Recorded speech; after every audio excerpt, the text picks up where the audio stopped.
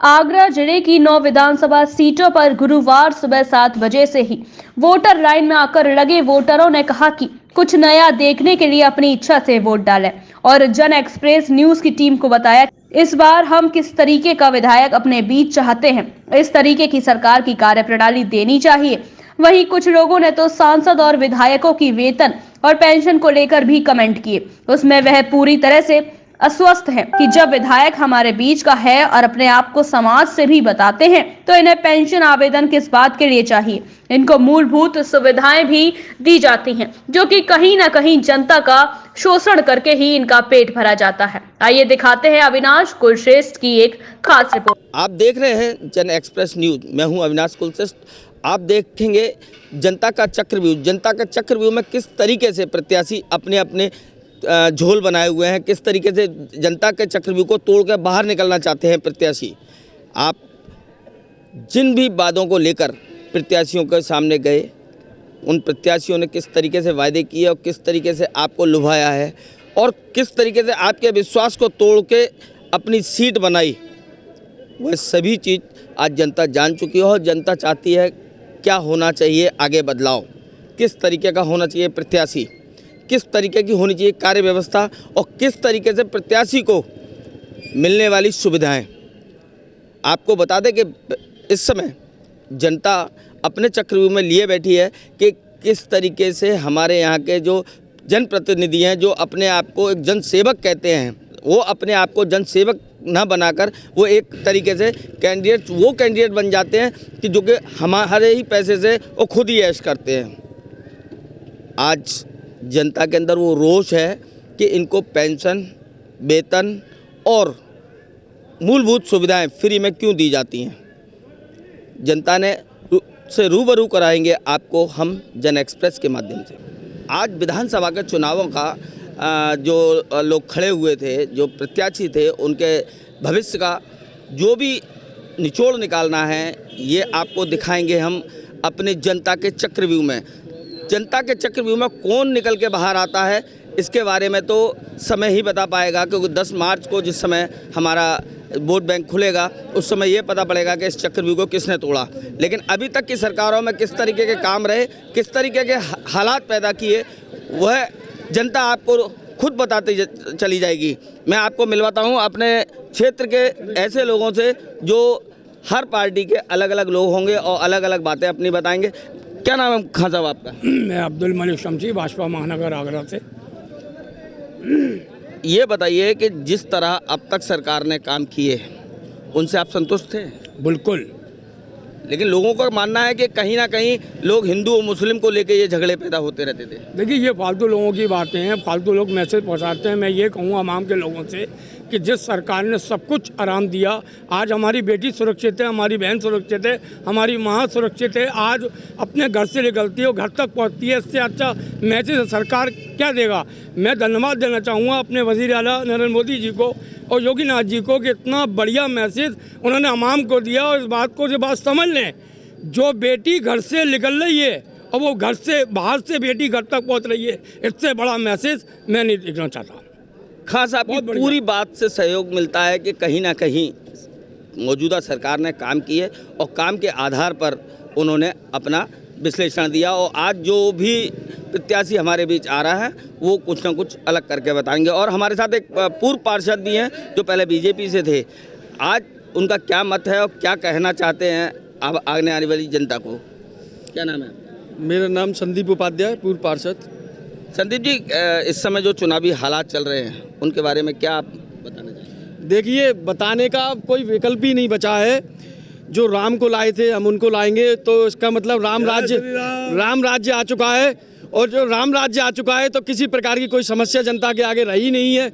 तो गंगा जमुना की तरह सुखों की वर्षा होना शुरू हो गई है। लेकिन अगर माना जाए तो क्षेत्रीय लोग हैं जो अभी अपन लोग दक्षिण विधानसभा में खड़े हैं, क्षेत्रीय लोगों का कहना है कि हमारे विधायक जी की तो हमने शक्ल ही नहीं देखी। उसके बारे में आप क्या कहेंगे? ऐसा कुछ नहीं है। सभी जनता का भरपूर सहयोग और प्यार मिल रहा है और इसका रिजल्ट आपको आज शाम को मिल जाएगा। अभी तक जितना भी वोट पड़ा है वो 100% वोट भारतीय जनता पार्टी के हित में पड़ा है। और माननीय विधायक जी उसका उनने जो प्रमाण दिया है आगरा के भागीरथी के रूप में घर घर में गंगा जल पहुंचाया है, तो इससे बड़ा उदाहरण और आगरा में जो एसएन मेडिकल बना है इससे ज़्यादा उदाहरण उस कार्य क्षेत्र की और कोई व्यक्ति, वो सामान्य व्यक्ति नहीं, वह विकास पुरुष के नाम से पहचाने जाते हैं। तो इसलिए उनका कोई विकल्प भी नहीं है आगरा। जिस तरह पार्षद जी अपने व्याख्यानों को बता रहे हैं उससे तो साफ जाहिर होता है कि बीजेपी के समर्थक है और बीजेपी के पार्षद रहे हैं तो ऑटोमेटिकली बीजेपी के समर्थन करेंगे। लेकिन जनता क्या कहती है, जनता को रूबरू करने के लिए उसी के संकोचजनक जो पंजे हैं उसमें किसको जकड़न दी जाएगी, किसको छोड़ दिया जाएगा, ये तो जनता ही बताएगी आप लोगों को। अभी मेरे बीच एक वकील साहब खड़े हैं। वकील साहब क्या कहना चाहेंगे, आज जिस तरीके से हालात पैदा हो रहे हैं, कौन सी सरकार बनेगी, क्या बनेगी, वो बात का मुद्दा है, लेकिन किस तरीके की सरकार को आप देखना चाहते हैं, किस तरीके का विधायक आपके बीच में होना चाहिए? जो गुंडागर्दी उत्तर प्रदेश के अंदर फैली हुई थी उस पर बिल्कुल अंकुश लगा दिया गया। योगी के नाम से बदमाशों ने, गुंडों ने शहर छोड़ दिए और जो ज़्यादा ऊंचे लेवल के थे उनका अंत हो गया। और इससे बड़ा सुशासन क्या चाहिए? अगर सुशासन में भी जनता खुश नहीं होगी तो किस में जा कर के होगी? नहीं तो कहीं ना कहीं जनता भी नाखुश है कि कुछ कामों को लेके, कुछ हालातों को कुछ ना कुछ तो ऐसे पैदा हुए हैं ना। देखिए, जब भी कोई काम कार्य करता है कमियां तो उसमें निकलती हैं। ऐसा नहीं जो काम नहीं करेगा उसमें कमियां नहीं निकलेंगी। और हर व्यक्ति खुश हो जाए ये संभव नहीं है। तो क्या अब किसे मान लें कि 9 की 9 जिस तरीके से पहले विधानसभा में 9 की 9 सीटें बीजेपी के पाले में थी, इस बार आ पाएंगे? 9 की 9 आने की पूरी संभावना है। इसमें कोई गुंजाइश नहीं है कि भारतीय जनता पार्टी कहीं पर कोई डिफीट खा रही हो। इस माहौल में जहां हम खड़े हैं वो पूरी तरह से लग रहा है कि बीजेपी समर्थकों का माहौल है और बीजेपी को ही सपोर्ट कर रहे हैं। चलिए आगे और लोगों से बात करेंगे और आपको जानकारी देते हैं। हमारे साथ खड़ी हैं जो शायद पैरों से भी ढंग से नहीं चल सकती, लेकिन एक वोट देने का जो जुनून था वो अपना पूरा करके आई हैं। माता जी क्या नाम है आपका? माता जी आप जो वोट दे के आई हो तो उसमें कैसी सरकार चाहती हो? किन्हें दे के आई हो आप वोट? मोदी जी है। मोदी जी को दे के आई हो। ऐसा क्या था मोदी जी में जिसको वोट दिया आपने? अच्छे काम कर रहे हैं। अच्छे काम कर रहे हैं, बड़ी बड़ी। तुम्हें राशन, मकान की सुविधा सब मिल रही है ना? राशन मिल रहा है तुम्हें? मिल रहा है। हाँ। जिस तरह आज माहौल देखने मिल रहा है, लोग अपने घरों से सुबह 7 बजे से निकलकर वोटिंग के लिए चल दिए हैं। वहीं अगर आप किसी भी पार्टी में जाते हैं और पार्टियों को देखते हैं तो उसकी फाउंडेशन जो होती है वो होती है कार्यकर्ता अपने सुबह से काउंटर लगाकर अपनी मेहनत को अंजाम दे रहे हैं, जिससे कि उनके जो समर्थक हैं वो भी उनके पास आके मिलें और जिसको वो प्रोत्साहित करना चाहते हैं उसे बढ़ोतरी में दें। यहाँ कुछ लोग खड़े हुए हैं जो अलग अलग समाज से हैं और अलग अलग पार्टियों के लिए बात करेंगे। देखते हैं, पहले तो मैं मंत्री जी से ही बात कर लेता हूँ। मंत्री जी बीजेपी के रहे हैं और आज से नहीं बचपन से इनने वहाँ की जो कार्यकर्ता रहे और वहाँ की जो छोटी छोटी कमियां थी पब्लिक के बीच में आके पूरी की हैं। मंत्री जी क्या नाम है आपका? गौरव राजावत हैं, क्षेत्रीय मंत्री हूँ बीजेपी युवा मोर्चा। गौरव जी आज क्या माहौल है और किस तरीके का जनता चाह रही है आगे बढ़ना? ये जनता जिस गली, जिस चौक चौराहे, जिस मोहल्ले से निकल रही है ना, उस प्रत्येक गली में माननीय मोदी जी का दिया हुआ घर है, प्रधानमंत्री आवास है, उस प्रत्येक गली में शौचालय है, उस प्रत्येक गली में आयुष्मान कार्ड है, उस प्रत्येक गली के उस रसोई घर में माननीय मुख्यमंत्री जी का दिया हुआ कोरोना काल में वो राशन है। और उसी पर ये पूरी भारतीय जनता पार्टी की सरकार और ये भारत की जनता जो यहाँ खड़ी है, ये भारत की जनता है, ये राष्ट्रवादिता के लिए। और जिस तरह से आपने देखा है जब कश्मीर में पाकिस्तान से एक गोली चलती थी तो हमारे सैनिक देखते रहते थे, और सरकारों में, मोदी जी सरकार में वो एक चलाते हैं, धड़धड़ाते हुए 100 गोले जाते हैं, जो उसको देखकर वोट दे रहे हैं। और वोट दे रहे हैं राष्ट्रवादी ताकतों को, वोट दे रहे हैं मोदी जी को, वोट दे रहे हैं कमल के फूल को। तो कहीं ना कहीं बीजेपी जो भी संगठन है वो मोदी जी के आधार पर और योगी जी के आधार पर चल रहा है, यही बात कहना चाह रहे हैं आप? ये तो पक्का है कि अगर मुखिया टाइट हो तो फाउंडेशन अपने आप बढ़ना शुरू हो जाती है। भाई साहब क्या नाम है आपका? राकेश प्रजापति। राकेश जी, जिस तरीके का अब तक कार्यकाल रहा मोदी जी का और आगे क्या कार्यकाल देखना चाहते हैं, किस प्रत्याशी को आप देखना चाहते हैं, किस तरीके का प्रत्याशी होना चाहिए?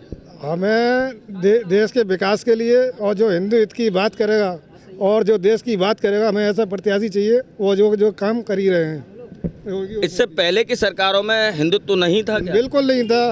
क्या ऐसी कमियां रही जो आपको बहुत कमी है, एक कमी नहीं है, बहुत कमियां रही हैं। अभी जिस तरीके से मंत्री जी ने बताया कि आपको आवास योजना है, तुम्हारा राशन मिल रहा है और ये सारी योजनाएं मिली हैं, उसमें से आपने किस चीज़ में लाभ लिया है? हमने राशन मिल रहा है, सारी सुविधाएं, इसमें कोई। चलिए और लोगों से पूछ लेते हैं। भाई साहब क्या नाम है आपका? राजीव सिंह। राजीव सिंह जी, आपने जो योजनाएं मिली उसमें से कौन सी योजना का आपने प्रयोग? पहले सबसे पहले मेरी मिसेस का बैंक अकाउंट में खोला था, जीरो बैलेंस में बैंक अकाउंट खोला। क्या जी, एक बार फिर और योगी सरकार को आना चाहिए बिल्कुल तरीके। मतलब पूरी तरह योगी सरकार ही रहनी चाहिए कुल मिला के। सारी चीज़ें बनी, पूरी सुविधाएं मिली। हमारे मोहल्ले में जो कम से कम बेचारे 50-50 साल से उनके मकान नहीं बने थे। लेकिन लोगों का कहना है कि रोजगार के लिए हम बड़े परेशान रहे। रोजगार सबके पास रोजगार है, बेरोजगार नहीं है, सब पर कोई बेरोजगार नहीं है, कोई बेरोजगार नहीं है, सब पर रोजगार है। तो ऐसा क्यों कह रहे हैं लोग? बस ये सब अब्बा बना हुई विपक्ष की, और कुछ नहीं है। एक एजेंडा सेट करा गया है, बेरोजगार, महंगाई और ये उसका। लेकिन आज सुरक्षा बहुत ज़्यादा है, सब रोजगार है, कोई बेरोजगार नहीं है। ये सब एजेंडा सेट करा है और कुछ नहीं है। आने और भारी बहुमत से और भारी सीटों से माननीय योगी जी फिर दोबारा मुख्यमंत्री बनने वाले हैं। जिस तरह यहाँ की जनता में आक्रोश है कि योगी जी दोबारा आने चाहिए, तो उससे तो पूर्णतः विश्वास हो चुका है कि योगी जी आएंगे। लेकिन विपक्ष क्या कहता है ये भी आपको हम दिखा के ही रहेंगे। आशाराम प्रजापति, कांग्रेस कमेटी का वरिष्ठ कांग्रेस नेता हूँ मैं। आज जिस तरीके से हालात चल रहे हैं उनको देख के आपको क्या लग रहा है कि आपका प्रत्याशी आगे बढ़ पाएगा? आज उत्तर प्रदेश में चुनाव जाति धर्म से हटकर विकास की ओर और देश प्रदेश का जो युवा है जो बेरोजगार घूम रहा है, मारा रोजगार की तलाश में, महंगाई से त्रस्त है, महिलाएं गृहिणी जो अपने परिवार को चलाने में अपनी रसोई गैस को बहुत महंगा समझ रही है, आज उसके विरुद्ध चुनाव है।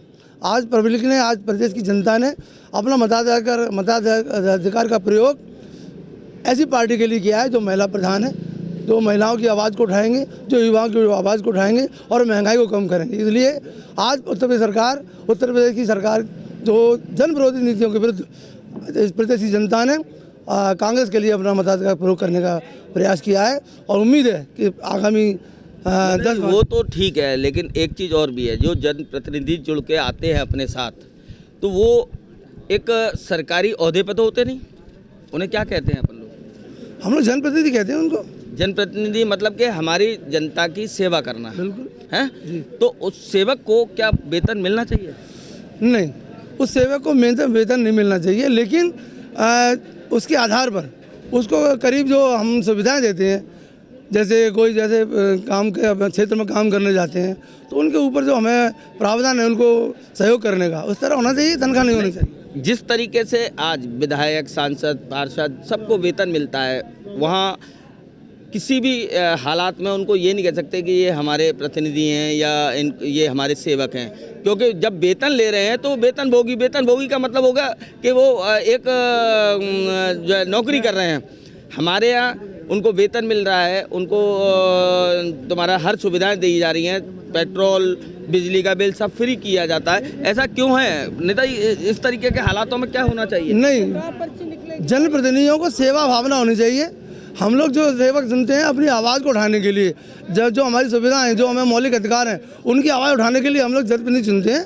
तनख्वाह नहीं होनी चाहिए, लेकिन हाँ कुछ आर्थिक सहायता मिलनी चाहिए। नहीं, जिस तरीके से आने जाने के लिए टिकट फ्री हो जाती है या उनको और सुविधाएं दे दी जाती हैं, लेकिन ये तो नहीं है कि बिजली का बिल नहीं देंगे, इनकम टैक्स नहीं देंगे, कुछ भी नहीं देंगे। नहीं, ये जरूरी है, बिल्कुल नहीं, हमारे संविधान में नहीं है। वेतन नहीं मिलना चाहिए, इनकम टैक्स देना चाहिए। ये हमारे लिए विकास के लिए जो हमारे काम है वो नहीं से होता है।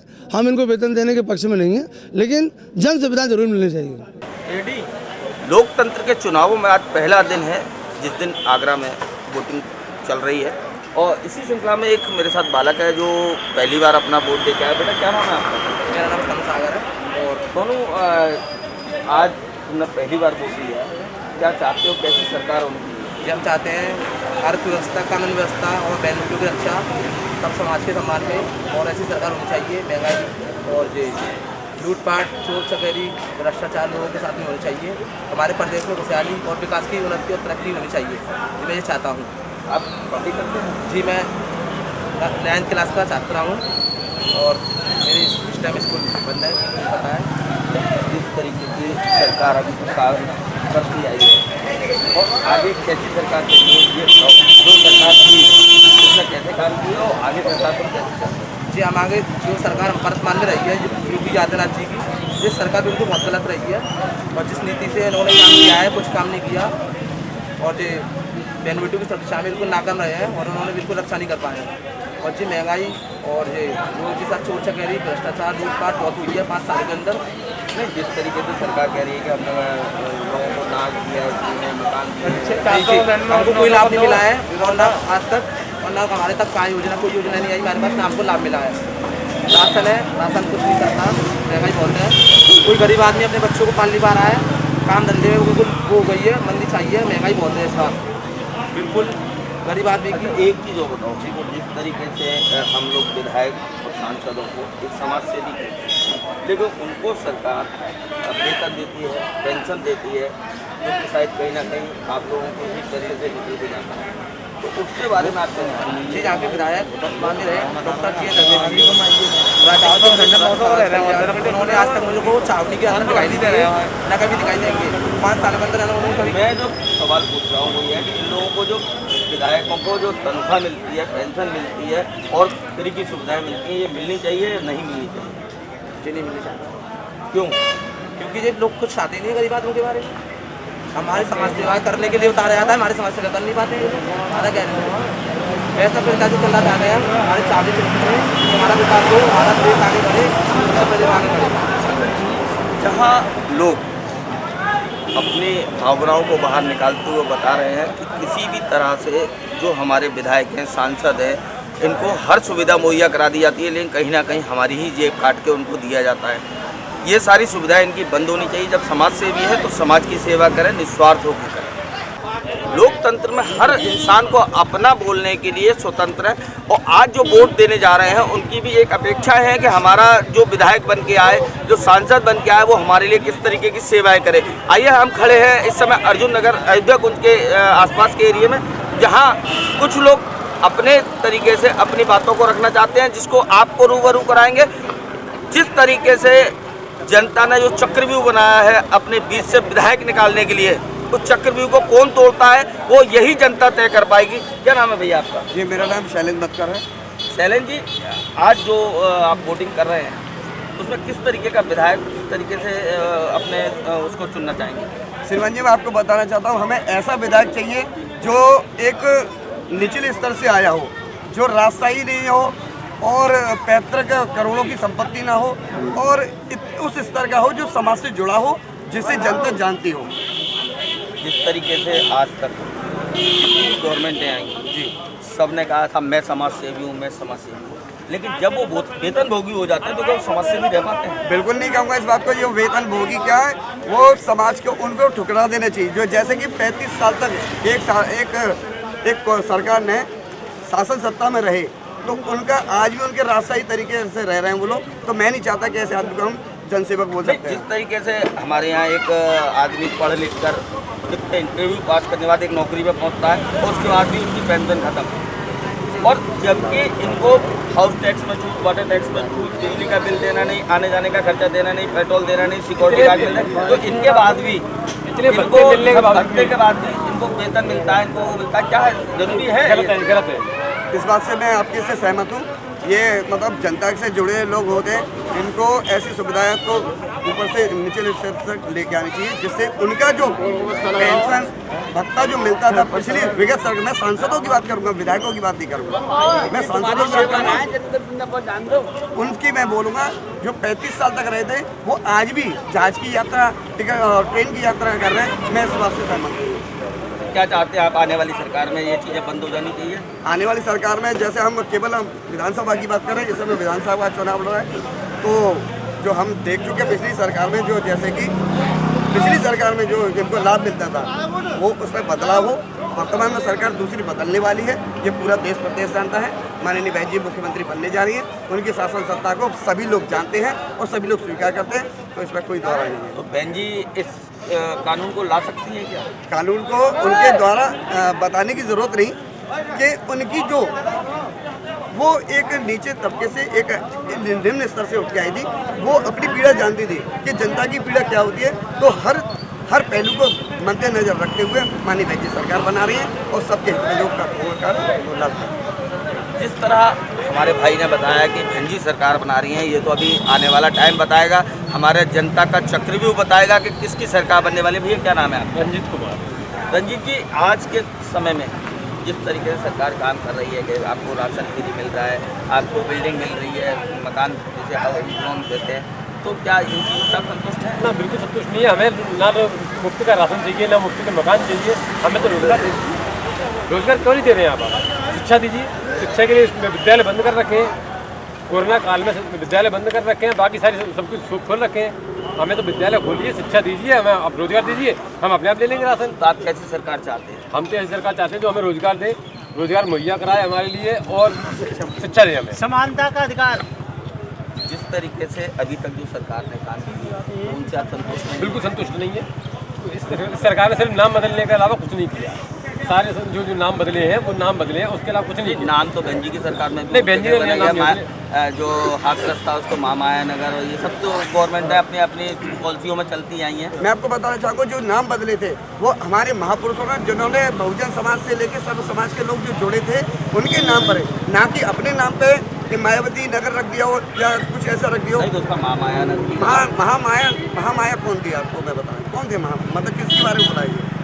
देखिए, आप उसके क्या बताने जो भी जनता, जो भी सरकार लाती है वो उन्हीं के गार्डिंग, उन्हीं का हमारे फलाने वो थे उनके नाम पर। लेकिन मेन चीज़ ये है कि जो भी सरकार आती है, क्या जनता का शोषण कहीं ना कहीं नहीं होता? जनता का शोषण होता है, लेकिन बहन जी की सरकार में कभी नहीं हुआ। बहन जी की सरकार में जनता का शोषण कभी नहीं हुआ है। बहन जी की सरकार में जनता हमेशा अपने आप को सुरक्षित महसूस करती आई है और हमेशा करती रहेगी। इस बार आप मतलब बहन जी की सरकार बनने, बिल्कुल पूर्ण बहुमत से बनने जा रही है सरकार। और रही पत्थरों की बात, जिस तरीके से आज जनता के चक्रव्यूह में हम इस क्षेत्र में देख रहे हैं कि बहन जी का बाहुबला बोला जा रहा है, आने वाले समय में देखते हैं जनता के चक्रव्यूह में बहन जी किस स्तर से बाहर निकल के आते हैं। जिस तरह जनता के चक्रव्यूह में हर प्रत्याशी अपने आप को निकलने की कोशिश कर रहा है, इसी श्रृंखला में हम आए हुए हैं सराय ख्वाजा क्षेत्र में, जहां हमारे साथ एक बुजुर्ग आ रहे हैं जो अपनी ज़िंदगी के काफ़ी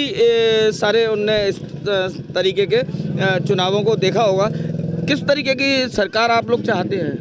हम तो चाहते हैं साहब जो हमको खाने पीने का रिजक का महंगाई कर रखी है उसकी परेशानी है, बाकी का तो हमको सब कुछ मिल रहा है, राशन कार्ड भी मिल रहा है।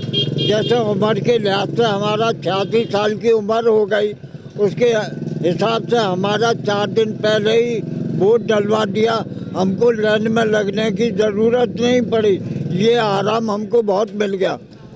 आज तो वर्तमान सरकार में जिस तरीके से कार्य हुए हैं और आप आगे वाली आने वाली सरकार में किस तरीके के कार्य चाहते हैं? हम चाहते हैं कि खुशहाली चाहते हैं, कोई भी सरकार रहे, चाहे ये सरकार रहे चाहे कोई सरकार रहे, हमको खुशहाली चाहिए। जनता परेशान है, जनता नहीं रहनी चाहिए परेशान। रोजी से रोजगार से हम लोग तबाह हो गए, परेशान हो गए। एक वक्त रोटी खा रहे हैं, एक वक्त नहीं खा रहे हैं। बच्चे हमारे वो भी रो रहे हैं कि किसी तरीके हमारे लिए खाना लाइए। अब हम कहाँ से लाएँ, कौन दे हमको? राशन पर जो कुछ मिल गया हमको वो खा लिया, नहीं भूखे ही सो रहे हैं। तो जो वर्तमान सरकार है जिस तरीके की उन्होंने कार्ड प्रणाली रखी कि आपको राशन मिल रहा है, हाँ, या मकान मिल के लिए पैसा मिल रहा है, उससे आप खुश हैं? राशन तो हमको मिल रहा है, उससे खुश है। हमें पैसा वैसा कुछ नहीं मिल रहा, हमको सिर्फ राशन जरूर मिल रहा है। जो भी मिल रहा है हमको 5 किलो या 6 किलो, उसमें क्या 12 मेंबर हैं, 12 मेंबरों में से हमको क्या खाने को मिल रहा है? एक वक्त खा रहे हैं, एक वक्त वैसे ही रह रहे, दिन भर वैसे ही रह रहे, रात को खा के सो गए, थोड़ा बहुत जो कुछ भी है, 2 रोटी खा ली, 1 रोटी खा ली, उससे क्या मेरी जिंदगी। आने वाली सरकार से आपकी क्या अपेक्षाएं हैं? देखिएगा जो इतना सरकार ने जो कह रखा है कि हम पानी भी देंगे, बिजली भी देंगे और पैसा भी आपको देंगे, अब हमें तो उम्मीद है नहीं कि देंगे कि नहीं देंगे, क्योंकि पता नहीं वो लोग अपने वोटों की खातिर इस तरीके से कह रहे हैं कि हम आपको देंगे, पता नहीं जब जैसे ये सरकार चल रही है क्या अब वो सरकार जो हमको खाली गेहूं दे रही है और सरकारें अभी ये भी कह रही हैं हम बिजली भी फ्री करेंगे, कोई बिजली का कोई फ्री नहीं मिल रही हमको, कोई पैसे का इंतज़ाम हमारे पास नहीं हो रहा। छोटे छोटे बच्चे हैं हमारे, 4-4, 5-5 साल के बच्चे हैं, भूखे परेशान इतने रह रहे हैं कि कुछ कह नहीं सकते, कहीं धंधा मिल नहीं जिस रहा। तरह आपके जो आने वाले बच्चे हैं जो बड़े हो चुके हैं, कुछ काम धंधे में लगे हैं, तो क्या रोजगार उनको मिल पा रहे हैं? नहीं मिल पा रहा रोजगार। तो आप आने वाली सरकार से क्या चाहते हैं कि उनको रोजगार मिले या फ्री में राशन मिले? नहीं, हम तो चाहते हैं आने वाली सरकार से हमको रोजगार मिले जिससे हमारे बच्चे पले। ये है जनता के चक्रव्यूह का एक मेन कारण। जनता ने क्यों बनाया चक्रव्यूह, किस तरीके से अपने आप को मैनेज करके सरकार को दिखाना चाहती है कि सरकार हमें वो नहीं चाहिए जो हमें राशन फ्री दे या बिजली फ्री दे, हमें वो चाहिए जो हमें रोजगार दे।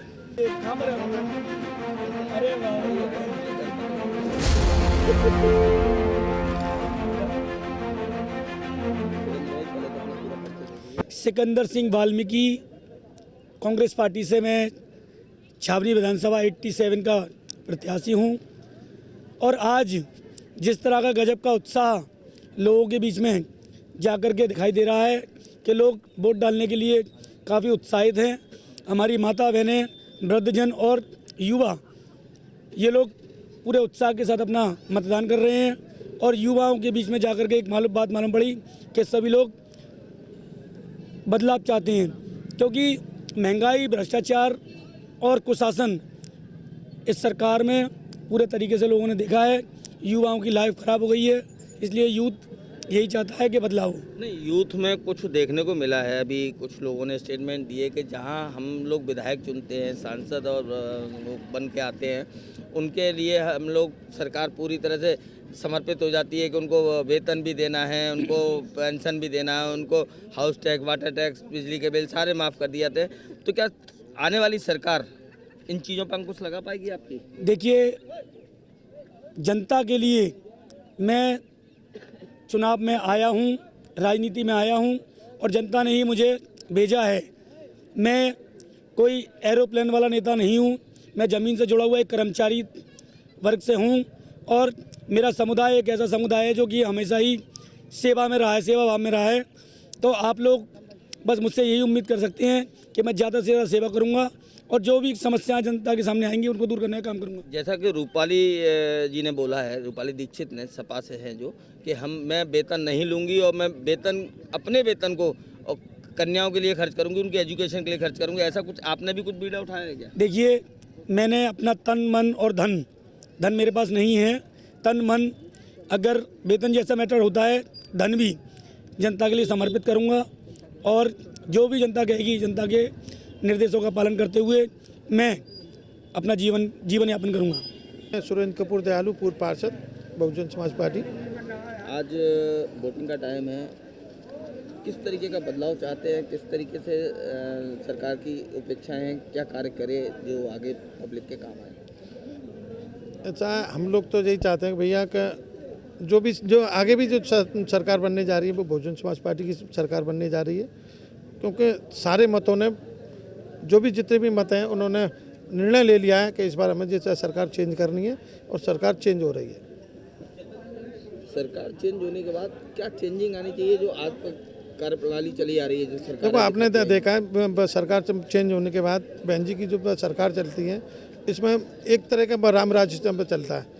कहीं भी कोई दंगा नहीं, कोई फसाद नहीं, कोई ऊंच नहीं, कोई सबके साथ एक भाव जैसा काम चलता है। इसमें आपने देखा इस सरकार में एक तरह की गुंडागिरी हो रही है, जनता के साथ भेदभाव हो रहा है, एससीओं के साथ कितनी मारपीट हो रही है, कितनी दुर्घटना हुई, लेकिन आज तक कोई खुलासा नहीं हुआ। बहन जी की सरकार में आज तक ऐसा कुछ नहीं हुआ। लेकिन उनके प्रतिनिधियों का तो कहना ये है कि हम राशन फ्री दे रहे हैं, मकान बनवा के दे रहे हैं।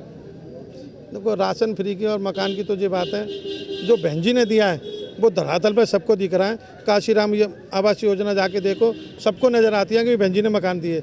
इनके एक मकान बता दो कहीं मकान दिख रहा है? उनके जो दलाल है ना, जो दलाली कर रहे थे, 25,000 दो मकान बनवाओ, चाहे मकान बनवाओ या ना बनवाओ, उनका मतलब यही था 25,000 में मुझे आने चाहिए, मकान बने या ना बने।